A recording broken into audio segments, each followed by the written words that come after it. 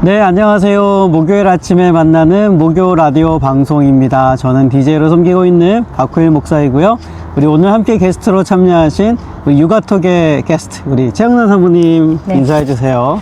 안녕하세요. 최영란 사무입니다. 또 다시 만나 뵙게 되어서 반갑습니다. 네, 오늘은 저희가 너무 익숙한 곳에 와 있죠. 바로 교회 앞 잔디밭에서 촬영을 하게 됐는데요. 사모님, 네. 한 달 동안 잘 지내셨어요? 네, 잘 지냈습니다. 어떻게 지내셨어요, 한 달 동안? 네, 사실 제가 좀 바쁘게 지냈습니다. 제가 봐도 너무 바쁘신 것 같아요. 네. 예, 여러분, 저희가 한 달에 한 번씩 촬영하다 보니까, 되게 많이 한 것 같은데, 이제 두 번째밖에 안 돼요. 그쵸? 네. 그래서, 사실 지난달에 나누었던 거가 가물가물해요. 혹시 지난달에 뭐 나눴는지 한번 이야기해 줄 수 있어요? 네, 제가 네. 이 현명한 부모들이 꼭 알아야 할 대화법을 가지고 왔었죠. 맞아요. 대화법. 네. 여러분, 책 한번 보여드릴게요. 네. 대화법이었어요. 네. 어떤 대화법이었었죠, 지난달에?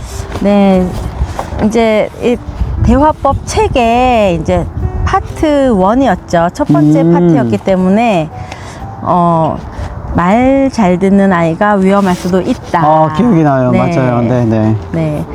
그러니까 요약을 좀 해주시면 다시. 네, 아이가 자신의 생각과 감정을 숨긴 채 무조건 부모님의 말에 순종하는 것은 위험할 수도 있다.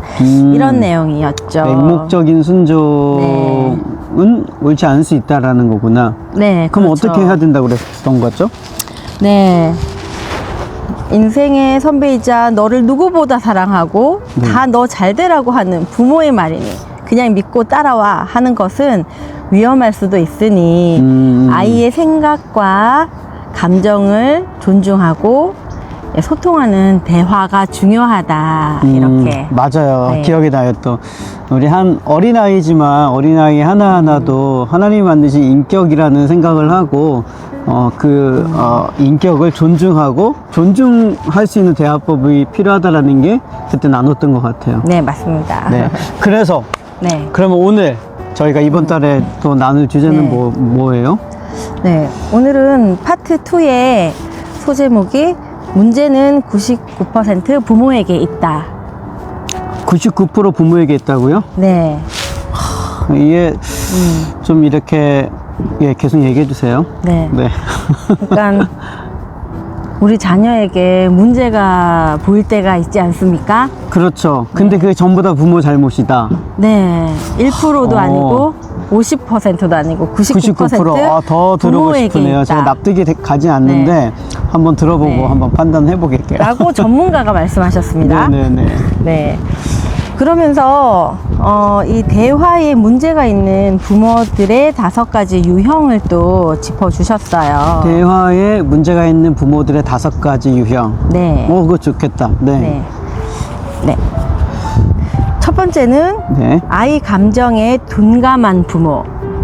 아이의 감정에 네. 둔감하다. 아이의 감정을 잘 못 알아챈다는 네. 거죠. 이거 화가 나서 아이 앞에서 소리를 지르고 크게 화를 내고 나서는 놀랐을 아이의 마음을 헤아리기보다 자기 이 불쾌한 기분만 중요하게 생각하는 화나 뭐 이러면서 네, 이렇게 자녀의 감정에 둔감한 부모 맞아요. 좀 문제가 있다고 하십니다. 네. 그게 아무래도 제 경험을 네. 살펴보면은 네. 부모들도 감정이 격해질 때가 있잖아요. 맞아요. 감정이 격해지면 네.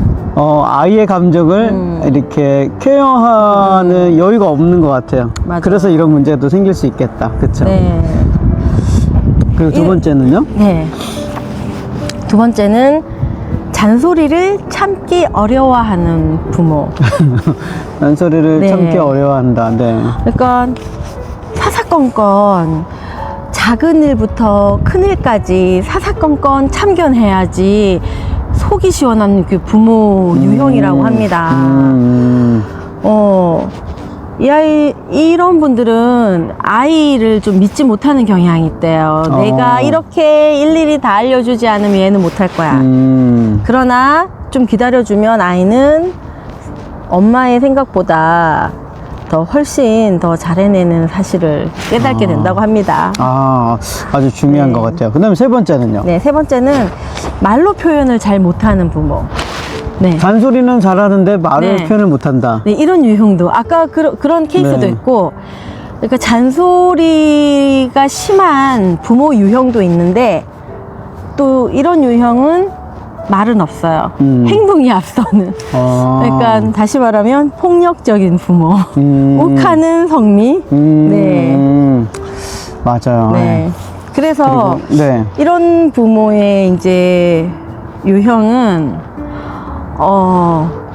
자녀를 미래에 범죄자로 키울 수도 있고, 좀 무섭네요. 네, 씻을 수 없는 상처를 남긴다고 뭐라고요? 하니, 그게 무슨 유형이라 그랬어요? 말로 표현을 잘 못하는 부모, 다시 말해서 폭력적인 부모.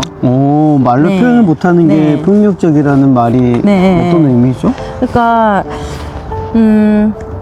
이 자녀에게 말은 안 통해, 말을 필요가 없어. 좀 맞아야 돼. 말보다는 네. 이제 몸이 먼저 나가시는 분들, 따끔하게 이렇게 매를 들어야 돼. 그래야지 본인 직성도 풀리고 네. 훈육을 했다 생각하시는. 이게 그런 훈육이라고 생각하시는 거죠. 이런 유형은 이제 학교 폭력의 가해자를 키울 수 있으니 정말 조심해야 된다고 합니다. 미국에서도 그럴 수 있을까요? 그러게요. 종종 뉴스에도 보기는 하는데 네. 그럴 수 있죠. 네. 그럴 가능성도 있죠. 네. 그 다음 네 번째는 어떤 유형이에요? 네. 네 번째는 자신의 말을 어기는 것을 못 견뎌 하는 부모. 네. 나의 명령을 무조건 따라야 돼. 네. 이런 부모님의 유형은 이제 자신보다 높은 권위에 있는 분들, 직장 상사나 이런 분들께 무조건 순종하는 것이 몸에 배어 있는데, 자기보다 낮은 위치에 있는 사람은 자신이 했던 것처럼 자기에게 복종해 주기를 바라는. 예, 그래서 아이들이 자신의 생각을 말하는 건데, 그것을 무례하다, 버릇없다, 말대답하네라고 이렇게 생각하는 경향이 있다고 합니다. 네. 네. 그리고 다섯 번째는요? 다섯 번째는 자식에게 하소연을 일삼는 부모라고 합니다. 안 그래도 힘든데 너까지 왜 이래? 엄마 아빠가 너 키우느라고 얼마나 고생했는지 알아? 그러니까 공부 열심히 해. 이런. 그러면 그런 네. 부모 밑에 자란 아이들의 눈치를 좀 많이 보겠다, 그렇죠? 네. 그러니까 아이를 그 고통을 나누어야 할 대상으로 생각한다고 그러네요. 그래서 자식이 자신을 보호하게끔 만들고 자신이 얼마나 희생을 했는지를 이렇게 자녀에게 늘 늘어놓고, 그래서 아이는 일찌감치 애어른이 된다고 합니다. 사람들은 보통 이제 성숙한 것을 보고 기특하다 이렇게 칭찬을 하는데, 이런 아이들이 또 불쌍한 것은 부모에게 마음껏 기대보지 못하고, 또 부모가 겪는 갈등을 고스란히 떠안는 그런 유형이라고 해요, 이런 아이들이. 그래서 속으로는 자신의 욕구를 충족시키지 못한 불만이 남아있고, 나중에 배우자와의 관계에서도 어려움을 겪는 일이 많다고 합니다. 그래서 이런 유형의 부모들 사례를 보면서 네. 문제의 99%가 부모에게 있다라고 하는 건가요? 네, 자녀에게 이분은 의사 선생님이시니까 병원에 찾아오는 문제 아이들을 봤을 때 부모님들이 그 자녀를 데리고 와서 우리 애 왜 이래, 우리 애 이렇게 너무 문제예요 라고 하지만 사실은 그 원인 제공이 부모에게 있을 수 있다. 네. 이래서 이분께서 하시는 말씀이 부모들은 자기 분석이 필요하다고 합니다. 자기 분석이라고 하는 거는 네. 내가 네. 누군가. 그러니까 내 자녀가 이렇게 문제를 일으킬 때 왜 자녀가 이런 행동을 하지? 내가 어떻게 반응했을 때 얘가 이렇게 행동하지? 또 자녀가 이렇게 했을 때 나는 이렇게 감정이 조절이 안 되는데 그럴 때 어떤 상황에서 이렇게 조절이 안 되지? 뭐 그런 아, 그러면은 이런 건 부모 공부가 필요한 거네, 부모 공부. 부모 공부가 필요하죠. 그쵸. 네, 맞습니다. 맞아요. 저희도 이렇게 자녀를 키우면서 네. 이게 늘 배워가는 것 같아요. 첫째 아이 네. 때는 처음 부모가 되다 보니까, 처음 엄마 아빠가 되다 보니까 어떻게 해야 되지? 참 막막할 때가 많았는데, 둘째 아이가 있어서 완벽한 부모가 된 것도 아닌 것 같아요. 그쵸? 완벽한 부모는 평생 될 수는 없을 것 같아요. 그러니까요. 계속해서 배워나가고 문제에 네. 부딪혀서 어떻게 또 조정하고 네. 또 부부가 같이 이야기 나누면서 아이에게 어떻게 해주는 게 최선일까 그렇게 하면서 부모 공부를 해가는 것 같아요. 그런 의미에서 네. 자기 분석이 필요하다라는 이야기 같네요. 그쵸? 그렇죠. 자녀에게 화나는 포인트들이 다들 있는데 내가 어떨 때 화가 나는지를 이 자기 분석을 하는데 한번 적어보라고 그러더라고요. 아, 나는 어떤 사람인지, 네. 어떨 때 화가 나는지 네. 이렇게 적어보면, 그렇죠. 그러면은 분명하게 네. 객관적으로 볼 수가 있으니까 네. 좋겠네요. 그러면서 자기 분석을 할 때는 한 기간을 한 달 가지고 부족하면 2달, 최장 6개월. 그래도 분석이 안 된다 이러면 6개월까지. 그러나 보통은 뭐 한두 달 이렇게 가면은 자기 분석이 된다고 하는데 그 기간 동안에는 절대 자녀에게 화를 내지 말래요. 네.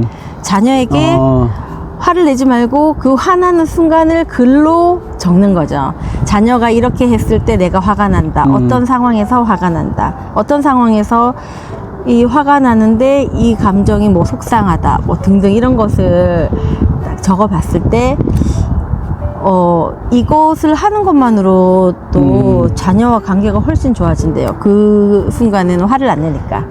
절대 화를 안 내면 안 된다고 이렇게 하네요. 그렇구나. 네. 아, 사모님 오늘도 좋은 내용 나눠주셔서 감사해요. 네. 제가 이야기 들으면서 그런 생각이 이렇게 떠올랐어요. 네. 그 어떤 그 문제, 누군가의 관계 속에서 문제를 만나게 되면 해결하는 방법이 네. 그런 거라고 하잖아요. 아, 내가 잘못했지. 내 탓이다. 나로부터 시작해서 내가 뭘 잘못했는지부터 시작하게 되면 관계가 분명히 개선될 수 있다라는 이야기를 우리가 나누는데 자녀와 부모의 관계 속에서도 아마 그런 의미로 하지 않았을까 싶어요. 문제의 99%는 부모에게 있다라는 게 부모가 먼저 내가 뭘 잘못했지? 내가 어떻게 하면 좋을까? 아이에게 뭘 주면 좋을까? 이런 것들을 나 스스로부터 찾아보는 거가 출발점을 삼기 위해서 아마 이런 제목을 잡지 않았을까 싶어요. 네. 그렇죠. 네. 그러니까 아이가 왜 저렇게 폭발했을까? 내가 어떻게 했을 때 제가 저렇게 화가 났지? 물론 평정을 찾기가 힘드실 거예요. 그때는 잠시 화장실로 뛰어가서 심호흡을 고르고 기도를 하면서 네, 기도를 하시고 네, 그런 다음에 그 자기 분석 일기를 한번 적어 보시고 네. 그리고 또 이분께서 하시는 말씀이 부모도 그 부모에게 영향을 받았기 때문에 네, 맞아요. 그렇다라고 네, 합니다. 안타깝지만 네. 그래서 우리가 더 네. 좋은 부모가 되어야 된다라는 거죠. 그렇죠? 네. 그래요, 사모님. 오늘 네. 정말 좋은 얘기 나누셔서 감사하고 네. 벌써 또 다음 달 만나려고 생각하니까 아쉽네요. 한 달 어떻게 기다리지? 네. 열심히 살다 보니까 금방 다가오더라고요. 아니, 우리 주일날 만나요, 주일날. 네. 네, 우리 마지막 네. 시청자들께 한번 인사해 주시고 마치도록 할게요. 네. 우리 모두 하나님께 기도하며 현명한 부모가 되기 위해서 더욱더 노력하는 부모가 되기를 바랍니다. 네, 맞아요. 우리는 좋은 부모가 되고 싶어 하는데 그래도 우리는 크리스찬이잖아요. 그리스도인이니까 크리스찬 부모는 뭐부터 해야 될까요? 어렵고 문제가 있을 때 하나님께 무릎 꿇을 줄 아는 엄마, 아빠, 우리 모든 부모가 되었으면 좋겠습니다. 여러분 한 주간 잘 보내시고요. 다음 주에 또 뵙도록 하겠습니다.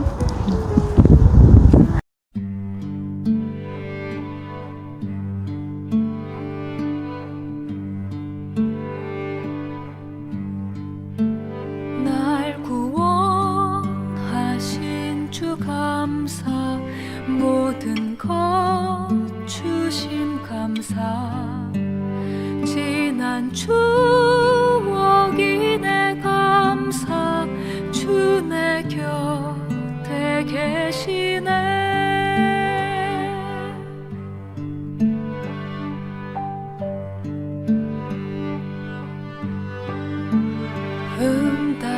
응답하신 기도 감사 거절하신 것 감사 헤쳐나온 풍랑 감사 모든 것 채우시네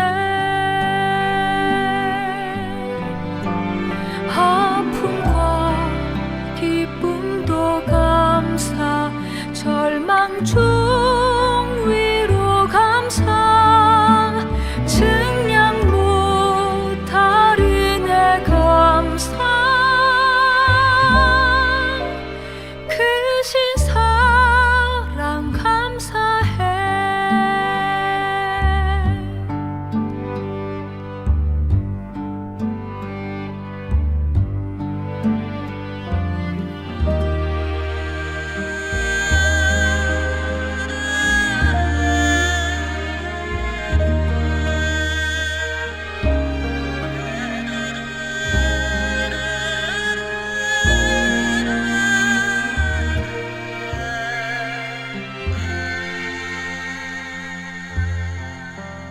날 구원하신 주 감사 모든 것 주심 감사 지난 추억이 내 감사 주 내 곁에 계시네